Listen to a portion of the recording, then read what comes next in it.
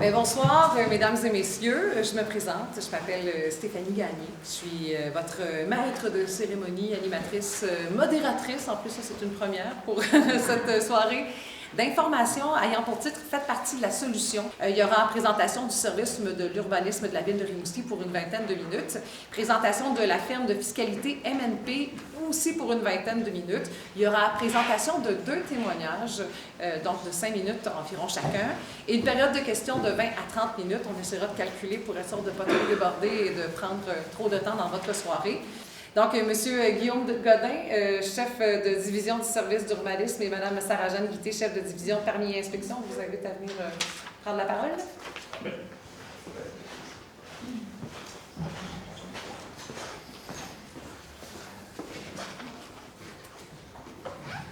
Donc, en premier lieu, bienvenue, mesdames et messieurs, à cette séance d'information sur ce que nous, on appelle dans l'urbanisme la densification douce. Je vais vous expliquer qu'est-ce que la densification et notamment qu'est-ce que la densification douce et pourquoi ça pourrait vous intéresser ce soir. Je vais prendre mon pointeur qui n'en est pas un. Donc, le plan de la présentation, une brève mise en contexte, donc un peu qu'est-ce que je viens de vous dire, donc densification, qu'est-ce que c'est, ses avantages, ses inconvénients. Quelques définitions à retenir, des définitions qui sont notamment normatives, légales, qui sont dans notre règlement de zonage, qui vont peut-être pouvoir démystifier certaines questions que vous avez déjà peut-être en tête. Par la suite, on va aborder les différents types de logements additionnels qu'on peut avoir dans notre bâtiment. On va regarder également les usages complémentaires à l'habitation. Donc, ce que ça veut dire, usages complémentaires à l'habitation, je peux avoir un salon de coiffure dans ma maison, je peux avoir un salon de massothérapie. Donc, l'ensemble de ces questions-là vont être répondues dans cette section-là. Finalement, on va finir avec les mesures incitatives, notamment financières, qui sont en lien avec un règlement de crédit de taxe que la Ville a adopté l'année passée, pardon. Puis finalement, avec les outils de communication qui vont être mis à votre disposition à la sortie de la salle. Puis c'est ça. Donc, la mise en contexte, la densification de nos milieux de vie comporte plusieurs avantages. Donc, en premier lieu, qu'est-ce que la densification?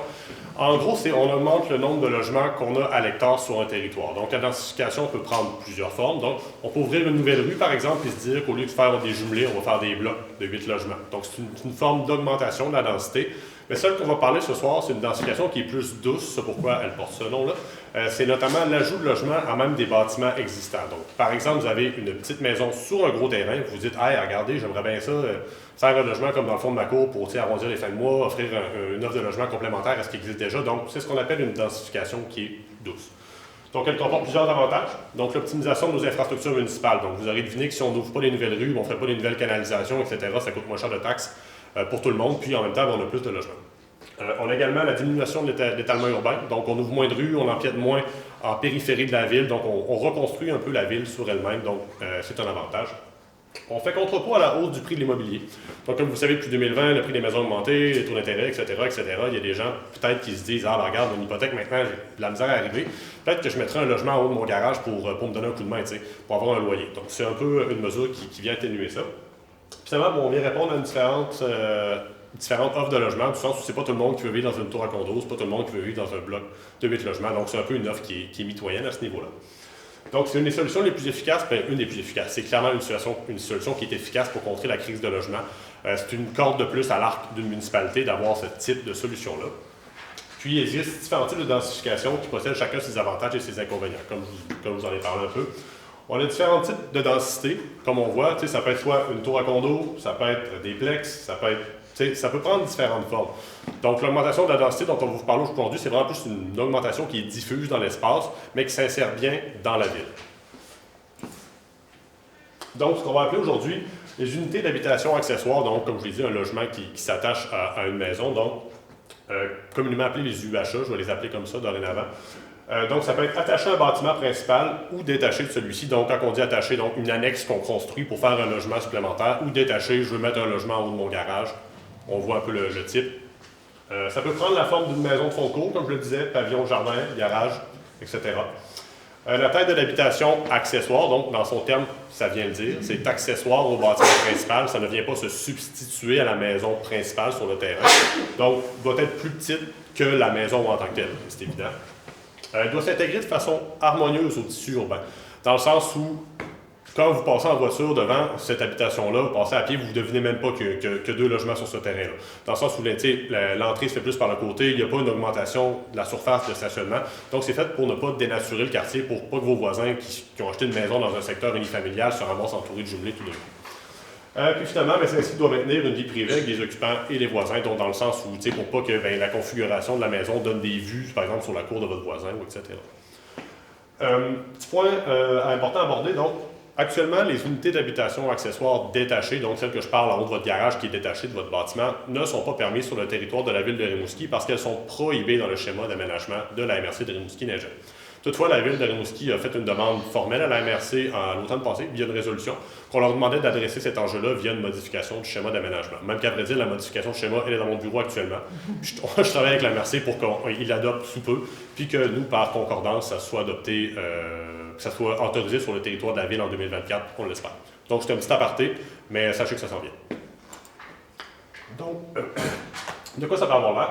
Vous avez l'unité d'habitation accessoire attachée, qui est à gauche, donc l'annexe que je vous parlais, que vous construisez à même votre bâtiment. Donc, je vais me déplacer un peu, j'ai une consigne de ne pas trop me déplacer.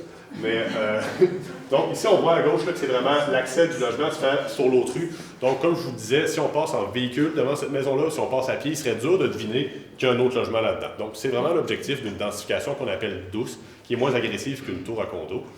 Puis, l'autre côté, vous avez l'unité d'habitation accessoire détachée, qui est, bon, ben, je sacrifie mon garage, je fais un logement avec ça, puis dans le fond, ça serait ça. Ça environ. Donc, c'est vraiment les deux types qu'on a. À vrai dire, c'est très simplifié, ça peut prendre d'autres formes, mais majoritairement, c'est ça.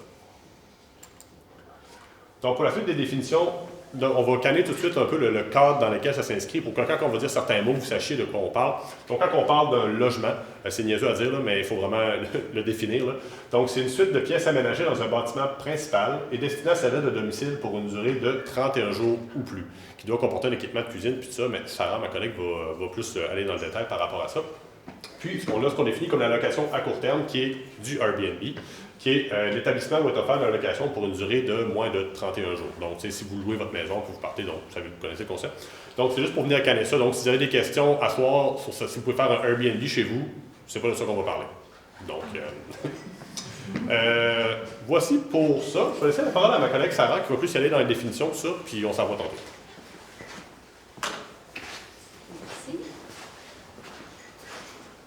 Donc, je vais poursuivre avec des définitions qui, à notre sens, sont importantes pour la compréhension des règlements de zonage qui sont applicables là, sur le territoire.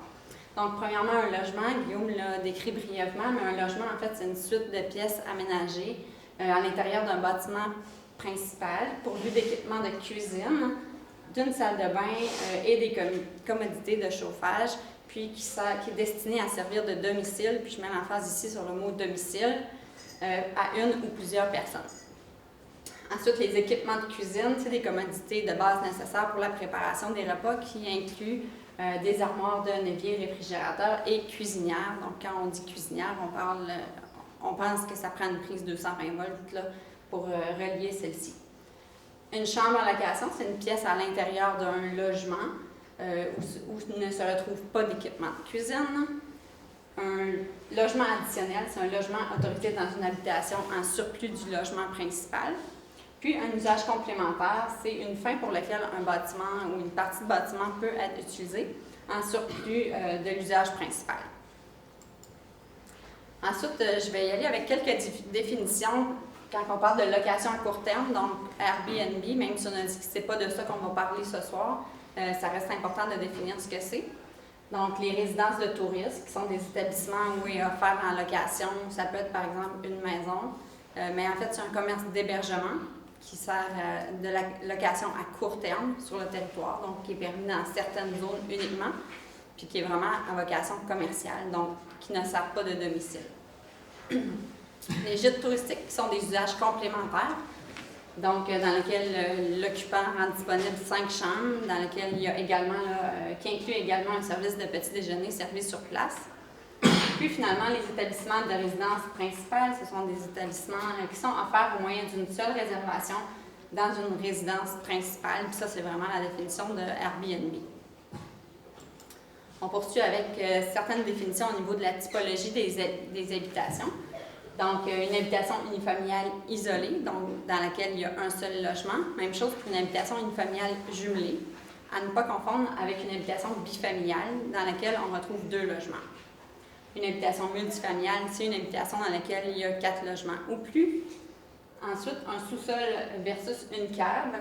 Un sous-sol, en fait, c'est un étage d'un bâtiment sous le rez-de-chaussée, dont la moitié de la hauteur intérieure est située au-dessus du niveau du sol. Puis une cave, c'est situé en dessous du niveau du sol. Donc, je me déplace un peu, mais le niveau du sol d'un sous-sol serait environ ici, puis le niveau du sol d'une cave serait un peu plus haut. Ensuite, maintenant, voici les solutions possibles pour contrer la pénurie de logements. Donc, c'est des outils qu'on vous présente ce soir, c'est des outils qui sont déjà permis à la réglementation. C'est juste qu'on en fait la promotion. C'est pas tout le monde qui savent par où passer, par quel processus, si on veut les mettre en place. Donc, si je suis propriétaire d'une habitation unifamiliale isolée ou jumelée, puis que je souhaite ajouter un logement à ma résidence, même si à la grille des usages et des normes, c'est uniquement permis d'avoir un logement, mais à certaines conditions, en passant par le règlement sur les usages conditionnels, je peux ajouter un logement supplémentaire à ma résidence. Donc, il y a certaines conditions à respecter, donc, notamment les dimensions de terrain, la superficie du logement qui doit être minimum 40 m², maximum 70 m².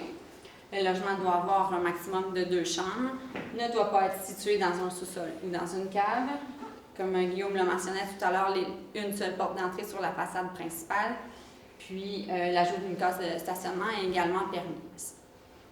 Donc, à partir du moment qu'on a une habitation unifamiliale, qu'on respecte ces conditions-là, c'est possible de déposer une demande là, pour ajouter un logement supplémentaire. Si on a d'autres types d'habitation, c'est également permis. Donc, vous voyez le tableau là, à votre droite. Tout dépendamment du nombre de logements qu'il y a à l'intérieur de l'habitation, c'est permis d'ajouter un certain nombre de logements additionnels. Donc, ce qui est important, c'est que pour une habitation unifamiliale, c'est uniquement un logement qui est permis d'ajouter. Donc, en gros, voici le processus de la demande. En fait, considérant que c'est un règlement d'usage conditionnel, donc ce n'est pas juste un règlement normatif, c'est un règlement discrétionnaire. Donc, il doit passer par le cheminement suivant. Donc, d'abord, il y a une demande d'urbanisme qui doit être ouverte là, à notre service. Donc, c'est notre équipe à l'interne qui s'occupe de remplir la documentation suivant la description que le demandeur aura déposée. C'est un processus, en fait, qui s'étend sur quand même quelques semaines. Les coûts reliés à cette demande sont de 600 $, donc c'est comparable à un processus de demande de dérogation mineure, par exemple. Donc, il y a également une demande de permis qui va être ouverte. Donc, la demande de permis peut être faite, elle, là, en ligne ou en vous présentant à nos bureaux, en rencontrant le technicien à la réception des demandes de permis. Ensuite, il y a une analyse normative qui est faite à l'interne par notre service pour s'assurer que le normatif est respecté. Donc, que l'ensemble des conditions qui sont présentes dans le règlement sur les usages conditionnels vont être respectées, vont être atteintes. Ensuite, le dossier est dirigé par le comité consultatif d'urbanisme, qu'on appelle communément le CCU, qui, lui, va, sous la base des critères qui sont établis dans le règlement, faire des recommandations au conseil municipal. En fait, il y a un avis public qui va être affiché sur le bâtiment, puis à l'emplacement de la demande, puis il va y avoir une assemblée publique de consultation, en fait. Suite à ça, le conseil va prendre une décision, donc soit favorable, soit défavorable. Puis si c'est favorable, bien évidemment, il y a un permis de construction qui va être délivré.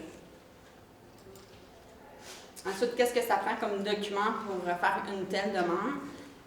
Donc, évidemment, s'il y a des travaux qui sont reliés au bâtiment, ça va prendre les plans de construction là, de l'agrandissement ou des rénovations intérieures et extérieures. Mais au-delà de ça, ça va prendre un plan de localisation, la dimension du terrain et de tous les bâtiments sur la propriété.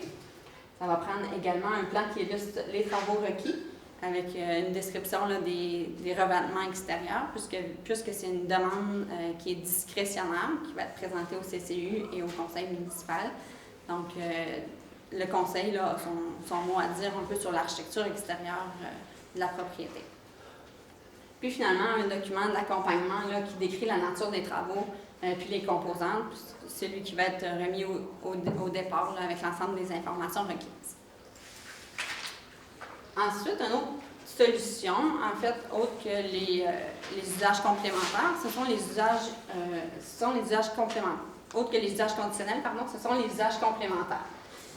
Cette fois-ci, ça prend absolument une habitation unifamiliale, soit isolée ou jumelée, mais les usages complémentaires ne peuvent pas s'exercer dans un autre bâtiment là, qui accueillent d'autres usages. Par exemple, un 2 logements, c'est pas possible de faire des usages complémentaires. Donc, il y a plusieurs types d'usages complémentaires qui sont permis pour de l'habitation, notamment en allocation de 2 chambres. Donc, un maximum de 2 chambres peuvent être mises en location. Dans ces chambres-là, il ne doit pas y avoir d'équipement de cuisine, donc ça ne peut pas être des logements. Cette fois-ci, ça doit vraiment être des chambres. Puis, les chambres ne peuvent pas être situées dans des caves. Donc, important, il y a un seul usage complémentaire qui est permis par habitation. Ensuite, les familles d'accueil, les résidences d'accueil, les ressources intermédiaires, c'est un peu les mêmes normes là, que pour les chambres en location, sont aussi autorisées là, comme usage complémentaire. Ensuite, il y a le logement additionnel de type intergénérationnel qui, eux, sont autorisés uniquement dans certaines zones sur le territoire, donc pas à l'ensemble de la ville. Donc, il y a plusieurs normes applicables. On peut avoir seulement un logement intergénérationnel. Les 2 logements doivent être reliés par une porte laquelle doit être communicante. Il doit avoir une seule adresse, une seule entrée électrique, une seule desserte en aqueduc, égout également. Puis, il y a une superficie à respecter également. Donc, c'est un usage complémentaire là, qui peut être permis dans certaines zones sur le territoire. Également, il y a d'autres types d'usages complémentaires, mais ceux-ci sont plus à vocation commerciale. Donc, on pense entre autres aux fermettes, aux gîtes, aux services de garde, donc ceux qui ont des services de garde dans le milieu familial. Également, tout ce qui est services là, reliés à un ordre professionnel ou aux soins personnels professionnels, soit un bureau de comptable, massothérapeute, coiffeur, etc. Donc, si on a déjà un usage de ce type-là complémentaire, c'est pas possible d'ajouter, par exemple, 2 chambres en location. Il faut vraiment se rappeler que c'est un seul usage complémentaire qui est autorisé par habitation. Donc, le processus d'une telle demande, en fait, c'est uniquement normatif. Cette fois-ci, ce n'est pas discrétionnaire, donc ça ne passe pas par le CCU ni par le conseil municipal. C'est uniquement les normes qui sont présentes au règlement de zonage. Donc, c'est uniquement le dépôt d'une demande de permis via nos services en ligne, permis en ligne ou en vous présentant à nos bureaux. Puis, il y a délivrance du permis de construction par la suite. Donc, les délais, c'est un maximum de 30 jours. Ensuite, les documents qui sont requis, donc ça prend nécessairement un plan qui décrit les travaux, des plans de construction si ça nécessite agrandissement ou rénovation. Puis, plan d'implantation de l'emplacement de l'usage complémentaire à l'intérieur du logement. Donc, c'est ce qui fait le tour là, des mesures actuellement possibles dans notre règlement de zonage et avec le règlement d'usage complémentaire. Je vais repasser la parole à mon collègue Guillaume pour la suite. Donc, on va aborder ensemble les mesures incitatives, notamment financières. Comme vous l'avez vu, on a déjà des mesures incitatives urbanistiques, bon, des logements, des chambres, etc. Donc, un nouveau règlement qui est en place par la Ville depuis l'année passée. Donc, c'est un règlement crédit de taxe pour tout logement additionnel jouxtant une résidence principale. Ça, c'est son titre officiel de mémoire. Mais vous pouvez le googler, évidemment. Puis, donc, le règlement s'applique aux immeubles situés dans le périmètre d'urbanisation. Donc, quand on est en zone agricole, ça ne s'applique pas, seulement en périmètre d'urbanisation. Le crédit de taxe foncière a d'une durée de 5 ans. Et son crédit maximal accordé pour le logement est de 1 500 $. Petit aparté, nous, on est à l'urbanisme, on n'est pas aux finances. Si vous avez des questions plus précises, vraiment poussées sur l'argent que vous pouvez avoir, on a les coordonnées des finances à la fin, donc vous pourrez comme les contacter directement pour poser vos questions vraiment précises. Donc moi, ce que je fais, je vous fais un sommaire de l'information du règlement. Le règlement, il y a une dizaine de pages, donc si ça vous intéresse, je vous invite à contacter les finances pour avoir des questions vraiment précises. Pour être admissible, donc, on doit avoir une construction d'une nouvelle partie d'un bâtiment ou prévoir la rénovation de notre bâtiment. En somme, ce qui est admissible, c'est les travaux que vous faites pour additionner votre logement. Ce n'est pas l'ensemble de votre propriété. Si vous dites, par exemple, moi, j'ajoute une annexe, c'est ces travaux-là qui sont admissibles au crédit. Puis finalement, n'est pas admissible un projet au bénéfice de logement loué en totalité ou en partie à des fins touristiques. Donc, vous ajoutez un logement, faites un Airbnb, ce n'est pas admissible, évidemment. Le logement doit respecter un certain loyer. Ça veut dire pour pas que les gens créent des logements puis qui mettent un logement à 2 000 $ puis que nous, on donne un crédit de taxe là-dessus. Donc, il y a un certain loyer là, à respecter. Mais si vous avez des questions, de plus amples questions, n'hésitez pas à contacter nos services des finances, sont informés qu'ils répondent aux questions depuis déjà l'automne passé. Finalement, c'est un peu petit, désolé, mais on a des copies papier à la sortie. Je vais vous résumer brièvement. Dans le fond, c'est l'information c'est un outil de communication qu'on vient de mettre en place justement pour les propriétaires comme vous, qui souhaitent avoir plus d'informations complémentaires. Donc, au final, ça résume un peu ce qu'on s'est dit aujourd'hui.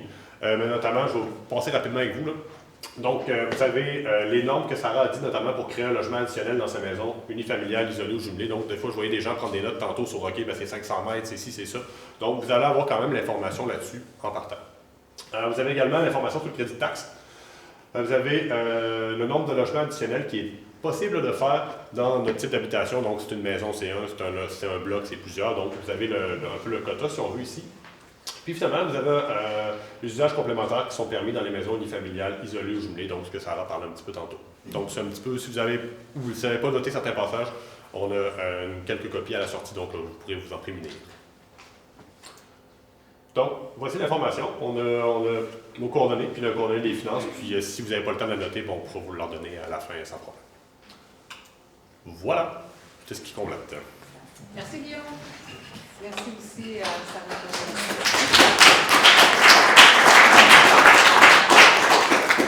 Très intéressant, beaucoup d'informations, mais comme Guillaume le disait, il y aura des compléments de toute façon un peu plus tard. Maintenant, au volet fiscalité, j'inviterai Mme Joanie Arsenault, analyste principale en fiscalité à la firme MNP de Rimouski. Merci.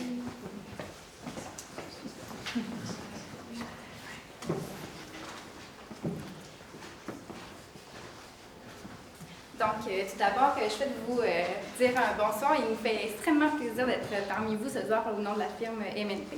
Donc, comme mes collègues me disaient, là, je vais vous présenter le volet fiscalité là, des activités locales.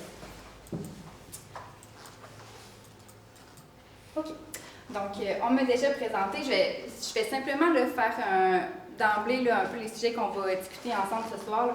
Donc, sans entrer trop dans les détails, on va regarder un peu c'est quoi les concepts fiscaux là, qui sont reliés aux activités locatives. Ensuite, je vais vous donner un exemple sur c'est quoi le calcul du revenu net. Donc, au fin de l'impôt, lorsqu'on veut déclarer nos revenus, comment on vient calculer finalement là, les revenus qui découlent de la location. Ensuite, je vais vous parler d'un concept fiscal qui s'appelle le changement d'usage, qui est vraiment pertinent lorsqu'on parle de venir modifier ou ajouter là, des unités locatives dans une résidence. Ensuite, les exemptions de déclaration. Donc, on se fait souvent poser comme question, oui, mais comment je fais pour ne pas payer d'impôts ou pas déclarer de revenus? Et là, je vais venir montrer une exemption qu'on a qu'on peut rencontrer. Ensuite, la production du relevé 31, la location à un montant inférieur à la valeur marchande et enfin, d'autres éléments de discussion là, que je trouvais pertinent de vous aborder. Donc, sans plus tarder, premièrement, c'est quoi la définition du revenu de location aux fins fiscales? On vient de dire c'est un revenu qu'un contribuable gagne lorsqu'il loue un bien dont il en possède ou dont il fait usage. Je vous ai mis des exemples de biens là, dont on peut tirer des revenus de location. Là. On pense principalement et souvent aux immeubles à logement classiques. Ensuite, on voit de plus en plus là, les maisons de chambre. Je sais qu'il y a plusieurs villes, là, notamment je pense Montréal, qui regardent pour affaiblir là, les règles qui encadrent les maisons de chambre. Et ensuite, des chambres dans une résidence principale, là, vraiment à titre plus pensionnaire. Donc, la fameuse question, qui doit déclarer les revenus de location? Donc, quand on vient offrir un revenu de location, toute personne qui font cette offre doit venir produire, là, au moyen de leur déclaration de revenus, le revenu qui provient de ces activités locatives. Donc, comment? Là, je vous sens, on est bientôt dans les déclarations de revenus. Là, je vous sens peut-être en train de préparer vos papiers d'impôt, mais c'est vraiment au fin de la déclaration de revenus là, qui doit se produire avant le 30 avril. Donc là, ici, on ne parle pas de compagnie, on parle vraiment de vous et moi, là, à titre particulier. Lorsque j'ai des activités de location et que je génère un revenu, là, c'est vraiment au fin de mes impôts personnels, au 30 avril, que je vais venir déclarer ça. Comment je dois les déclarer? Bien là, votre comptable ou fiscaliste va vous aider, mais d'emblée, il y a 2 formulaires à produire. Donc, un formulaire au fédéral, un formulaire au provincial. Les annexes, je vais vous les mentionner quand même, la T776 au fédéral, la TP518 au provincial. Pertinemment, là, ce que ça veut dire, c'est qu'on vient vraiment montrer c'est quoi vos revenus, c'est quoi vos dépenses de location, puis au fin de l'impôt, ça résume à quoi votre revenu imposable. Lorsqu'on a des clients qui viennent nous porter des papiers d'impôt, on leur dit toujours gardez vos papiers au moins 6 ans minimum, plus l'année en cours. Pourquoi? Parce que si jamais l'impôt vient vous voir et vous dit « Ah, on aimerait ça te questionner par rapport à ton revenu, tes dépenses », bien quand on a les preuves de paiement, les relevés bancaires, les reçus de factures, bien comme ça, on est béton puis on est certain qu'en cas de vérification, bien, on fournira toutes les preuves nécessaires là, pour justifier les montants qu'on a réclamés. Puis je vous dis ça à titre locatif, mais je vous dis ça dans tous les cas, finalement, là, au fin de l'impôt, on garde toujours nos documents, au moins 6 ans plus l'année en cours. Donc, là, première étape, on a figuré est-ce qu'on doit produire une déclaration d'impôt? Qui doit produire? Maintenant, qu'est-ce qu'on déclare? Comment on le déclare? Donc, la première étape, c'est vraiment de venir ajouter le revenu de location. Donc, dans notre compte de banque, c'est quoi le revenu qu'on encaisse? Ensuite, je vous ai mis quelques dépenses admissibles qu'on voit les plus principales là, quand on vient produire la déclaration de revenus. Puis là, je vois que vous prenez des photos de la présentation, mais si vous voulez, je peux vous l'envoyer. Je vais prendre vos adresses courriel après, puis je saurai vous les envoyer. Ça va me faire plaisir. Donc, je vous en ai mis quelques-unes, les plus principales qu'on voit dans notre quotidien. Donc, les assurances, on parle aussi des intérêts.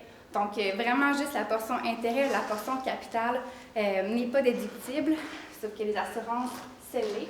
Donc, tout ce qui est réparation et entretien de l'habitation, les impôts fonciers, les taxes scolaires, services publics, même que des fois, j'ai des personnes qui me disent « Ah, ben j'ai paru une publication dans le journal parce que je veux louer mon logement, ça m'a coûté, je sais pas moi, 100 $, 200 $ pour faire cette parution-là, ou même via Facebook. » Tous les moyens sont bons, mais c'est déductible. Vous pouvez mettre cette dépense-là à l'encontre de votre revenu et ça fait toujours descendre le revenu qui est au fin de l'impôt. Donc, on aime ça, les dépenses.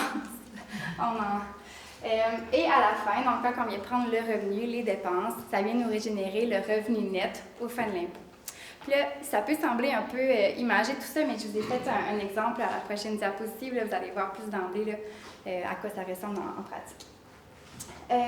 Ensuite de ça, j'avais quand même des éléments que je souhaitais vous partager, qui sont selon moi super importants. Donc, premièrement, je vous dis, oui, c'est beau les dépenses, on aime ça, mais quand on vient prendre les dépenses, il faut toujours avoir une expectative d'avoir un revenu au préalable. Donc, on ne peut pas dire « Ah oui, je viens mettre mes dépenses, mais à la base, mon objectif, c'est pas de générer un revenu. » Puis là, ils vont dire « Ouais, c'est beau que tu aies mis des dépenses, sauf que tu n'avais pas le but de réaliser un revenu, donc tes dépenses, elles ne sont pas admissibles. » Ensuite de ça, là, je vous ai parlé ici des dépenses comme si on les prenait à 100 %. Par contre, si, exemple, vous avez un chambreur qui occupe, comme dans mon exemple, 20 % de votre logement, eh bien, on est d'accord qu'on ne pourra pas prendre 100 % des dépenses. On va toujours venir viser, prorater la portion qui est attribuable au logement. Donc, dans mon cas, vous allez voir, ça va être 20 %. Et ensuite, en fiscalité, en comptabilité, on a un concept qui s'appelle l'amortissement. Puis là, je ne vous ferai pas un cours de comptabilité 101, mais bref, c'est une dépense qu'on peut prendre reliée à l'usage d'un bâtiment. Donc, vous savez, hein, le bâtiment, ça se déprécie, etc. Eh bien, le fisc, en fiscalité ou en comptabilité, on vient de dire, bien, parfait, tu peux prendre une dépense relativement à cet usage du bâtiment-là. Eh bien, lorsqu'on fait de l'activité locative, vraiment sur une résidence principale, on recommande fortement de ne pas prendre cette dépense-là. Pourquoi? Parce que si jamais vous vendez la résidence et vous souhaitez avoir l'exemption pour résidence principale, donc qui dit exemption résidence principale, ça veut dire on est exempté de gains à la disposition de votre résidence principale, eh bien ça pourrait venir causer problème. Si vous avez pris de l'amortissement, vous ne pourrez pas prendre l'exemption. Si vous ne prenez pas l'exemption, ça va être un gain en capital imposable, vous allez payer de l'impôt. Puis, on ne veut pas ça. Surtout si vous avez vraiment une résidence principale, on ne veut vraiment pas rentrer dans ce piège-là. Mais je vous dirais que ça, je souhaite juste vous transmettre le concept. Rendu là, vous allez assurément vous référer à un comptable, fiscaliste qui va vous épauler. Là. Mais déjà, il va vous trouver bon de savoir c'est quoi l'amortissement, fait que vous aurez au moins cette notion. Donc, comme je vous disais, je vous ai fait un calcul, un exemple qui va imager ce que j'ai parlé plus tôt. Donc, par la mise en situation, je vous dis, Jeanne loue une chambre à une étudiante du cégep de Rimouski depuis le 1er septembre 2023. Donc là, exemple qu'on prend au 31 décembre 2023, que là, on est en train de préparer les impôts pour Jeanne. Donc, je dis, parfait, Jeanne, tu as loué ton logement 4 mois, donc septembre, octobre, novembre, décembre. Donc, 350 $ par mois fois 4 mois. Ton revenu brut, ça va être 1 400 $. Donc, dans ton compte de banque, 1 400 $, c'est beau. Ensuite, Jeanne me dit, ouais, mais Joanie, t'as un petit peu, là, moi, j'ai des dépenses là-dedans. Là, je t'ai envoyé toutes mes factures, là, regarde-moi ça. Fait que là, assurance habitation, les intérêts, j'ai enlevé la portion capital, les impôts fonciers, taxes scolaires, Hydro-Québec, ça me donne 6 000 $ de dépenses au total. Puis là, Jeanne me dit, ouais, mais ça, c'est 100 %, moi, j'ai juste 20 % de mon logement qui est attribuable. Donc, ce que je viens faire, je viens prorater mes dépenses à 20 %. Donc, au final, quand je regarde mon revenu net imposable, ça va être mon revenu de location de 1 400 moins mon 1 200 en dépenses. Donc, je vais venir m'imposer sur un 200 $. Je ne paierai pas 200 $ d'impôt. Je vais venir m'imposer sur un revenu de 200 $ fois mon taux d'impôt. Est-ce que ça va? Donc, finalement, cet exemple-là, ça vous montre dans votre déclaration de revenus, ce que le comptable ou le fiscaliste va ajouter, c'est que vous avez eu un revenu net de location de 200 $. Ensuite, il existe en fiscalité le concept de changement d'usage. Encore là, je vais vous nommer plus les mentions de base. Donc, un changement d'usage, ça survient lorsque, par exemple, vous qui êtes assis en ce moment ce soir et qui dites « Ah, je songerais peut-être à rénover ma maison, ajouter une chambre, vraiment refaire l'aménagement de notre bâtiment », eh bien là, on viendrait dire au sens fiscal « Attends un petit peu ». Parce que là, si tu viens changer ta résidence principale, qui est ta vocation vraiment résidentielle, et que là, on vient l'améliorer, on vient la changer, la transformer, puis là, on vient avec une portion qui est commerciale, une portion qui est locative. Je vous dirais que d'emblée, on est capable d'éviter les impacts fiscaux qui découlent de ça, mais ce qui est important, si jamais c'est ce que vous sondez, c'est d'en parler avec votre fiscaliste, votre comptable. Parce que ce qui arrive, c'est que lorsqu'on fait un changement d'usage, je donne un exemple. Ma propriété, je décide que j'aimerais ça faire 3 chambres au sous-sol. Je dis à mon conjoint, bon, bien parfait, toi, là, tu vas rénover le sous-sol, là, puis on va refaire des belles chambres. Et là, je vais me dire, ouais, mais là, j'ai un changement d'usage parce que je suis venue modifier mon sous-sol pour que ça fasse 3 chambres de location. Donc, ce qu'on va faire, au sens de la loi, de l'impôt, ça dirait, ah, bien là, c'est comme si tu avais vendu ta propriété résidentielle. C'est comme si tu avais vendu cette section-là, puis qu'elle était résidentielle, mais maintenant, elle est commerciale. Fait que votre fiscaliste, votre comptable va dire, non, on va vous arranger ça. On va venir modifier votre déclaration d'impôt en conséquence, puis on va venir faire ce qu'on appelle un choix fiscal qui va venir reporter le gain. Dans le fond, vous n'aurez pas à vous imposer sur ce changement d'usage-là. Donc, bref, c'est ça, comme je vous dis, je ne vais pas rentrer dans ce concept énorme de changement d'usage parce qu'on pourrait en parler toute la soirée. Sauf que je préfère vraiment juste vous mettre la puce à l'oreille que si jamais vous voulez effectuer des rénovations à la maison pour accueillir des gens, référez-vous à un comptable, à un fiscaliste qui va vous dire exactement quoi faire, quand faire, qui va vous faire une planification de dire, bon, mais parfait, en 2023, tu as subi un changement d'usage, eh bien, la suite des choses, qu'est-ce qu'on va faire lorsque tu vas vouloir vendre ta propriété, etc. Donc, c'est vraiment plus pour vous mettre la puce à l'oreille, comme je vous dis. Donc, par contre, le changement d'usage, il y a des exemptions. Donc, ce n'est pas toutes les rénovations qui vont faire en sorte que vous allez rentrer dans ce choix-là. Si, par exemple, bien, vous louez 1 ou 2 pièces de votre résidence à un pensionnaire, si vous ne faites rien de majeur, là, vous changez les draps, vous arrangez ça cute, mais vous n'avez pas de changement d'usage, vous n'avez pas fait de rénovation majeure. Donc ça, vous n'auriez rien à déclarer, mais vous pouvez quand même en parler avec votre comptable fiscaliste, puis il va vous rassurer. Et ensuite, vous n'avez pas non plus de changement d'usage si vous faites de la location occasionnelle. Donc si, par exemple, pendant les grandes fêtes, vous accueillez une famille, puis ils vous payent un montant, bien, ça ne fait pas de changement d'usage. Vous n'avez pas rien rénové. Est-ce que ça va pour le concept?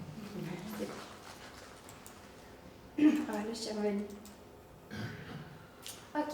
Donc, tantôt, je vous disais que dans l'ensemble des situations, là, on est très, très souvent obligé de déclarer les revenus locatifs. Par contre, il y a une exception à la règle et elle est quand même difficile à rentrer. Là, donc, on dit que si vous louez de manière occasionnelle une chambre pour 20 jours et moins dans l'année, donc pas successif, vraiment 20 jours dans l'année, et que vous louez aucune autre chambre de votre résidence, eh bien là, vous n'auriez pas à déclarer ces revenus-là.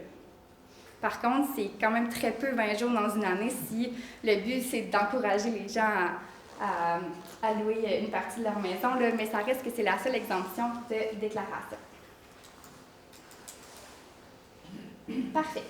Donc, qu'est-ce que c'est le relevé 31? Il y a peut-être des personnes d'entre vous qui ont déjà eu ce feuillet-là. Donc, c'est vraiment un feuillet fiscal qui est remis principalement par votre propriétaire de logement. Ce feuillet fiscal-là donne droit, dans le fond, au crédit d'impôt de solidarité du locataire ou du sous-locataire. Donc, c'est absolument le propriétaire au 31 décembre qui va produire par la suite le feuillet. qui est tenu de produire le relevé 31? Eh bien, c'est ça. Toute personne propriétaire d'un immeuble qui a loué un logement pour lequel un loyer a été payé ou était payable le 31 décembre de l'année visée. Donc, je vous dirais que, absolument, quand on voit des logements, très, très souvent, il y a la relevée 31 qui est à produire.